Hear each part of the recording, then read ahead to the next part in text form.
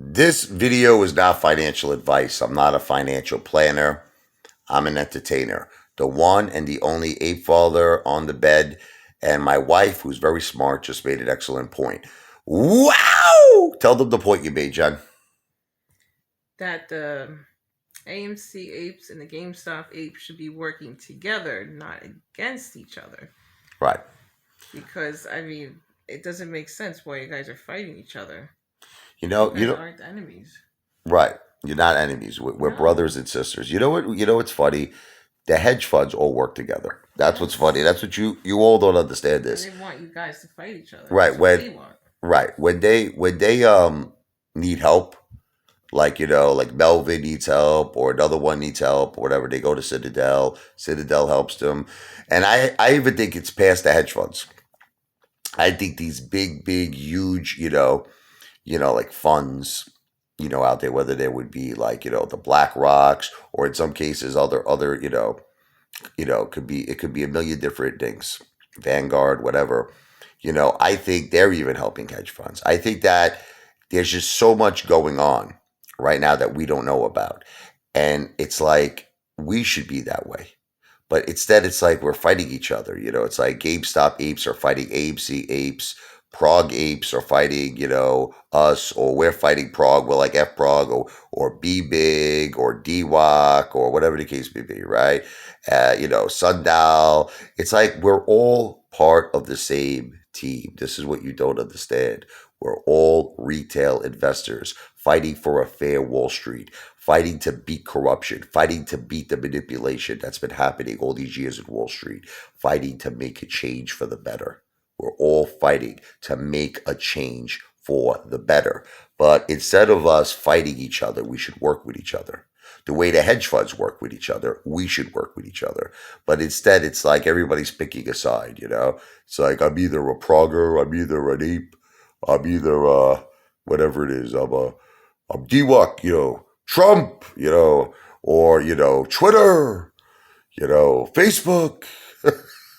It's like everybody's just like picking like a team aside. I'm just saying that we should all work together. I know you're probably like, what is Twitter? I'm just upset. I just got Twitter on my head over Elon Musk. I'm sorry. I'm so upset at Elon.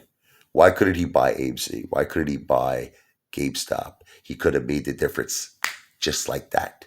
Like in Carlito's Way when he was talking to Benny Blanco, he says, if I ever see you here again, you die just like that. Remember?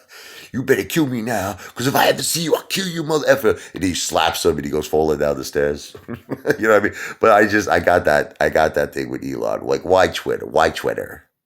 Because you're on Twitter, Elon, because that's where his big audience is, Twitter. That's his reach. But once in a while, do something for the little guy. You know what I mean? Do something for the average Joe. Do something for the retail investor. All right. But and he knows the corruption. Believe me, he knows it because he mentioned it to Gary Gensler. He said it. He said add synthetics to the transparency proposal. So he's 100% aware of what's going on. And sometimes I wonder, what side he's on, because it's like he could help us. If I was let me tell you something, and I really mean this from the bottom of my heart. If I was a billionaire, I was like in like not even Elon's like league. Let's even say I was worth 2, 3 billion, 4 billion. I would want to help out the little guy. You know what I mean? I would want the little guy to have a chance like I had in my life. And what bothers me about the 1% is that they don't care about us. They don't care. They only care about themselves. They care about getting richer and richer and richer while we get poorer, poorer, and poorer. That's just the way I see it. I never see, the only person I have to say who I have to give a little bit of credit to is like Mr. Beast. But I mean, okay, he made a video. I'll give you an example. He gave $100,000 to a homeless guy. That was beautiful. Who winds up getting something like 50 million views. So in his ad revenue, he's probably getting $1 million, or probably who knows how much he's making. But even despite all of that, that wasn't a tax write-off. That he just gave him 100,000 in cash. So I think he's like one of the only ones that do things like that. Like, why can't Elon do that, right? Elon could give out 100,000 an hour and it wouldn't matter to him. He can't just buy a lousy $1 million worth of AMC. He can't buy a lousy $1 million worth of GameStop and support us. He's got to buy Twitter. Twitter. So we can keep his tweets going in the house. Yeah. I mean, I get it, but stop thinking of yourself, Elon. Think of the little guy. You were once a little guy. All right? Think about the little people. Because the little people made you who you are. Remember that. It's us. We're the ones buying Tesla. You understand? And on top of that, let me tell you something. We helped you when you were down and out. He forgets Elon, 2008. He was down and out. He got, I don't want to say this, but he got government assistance. People fail to understand. Tesla got a $400 million loan from the government. He doesn't talk about that, but it's the truth. Okay, he got a bailout. All right. So, why can't you bail us out? Right? You got a bailout when you were down and out. How would you like it if everybody turned, their back on you, Elon? Would you like that? Like, remember that time in 2008 when you almost went bankrupt? How would you like it if all your friends didn't lend you money to buy food or didn't lend you money to pay your rent or the government didn't give you a bailout? Okay. Bye-bye, Tesla. Bye-bye, SpaceX. Bye-bye, $300 billion that you have. You wouldn't have it.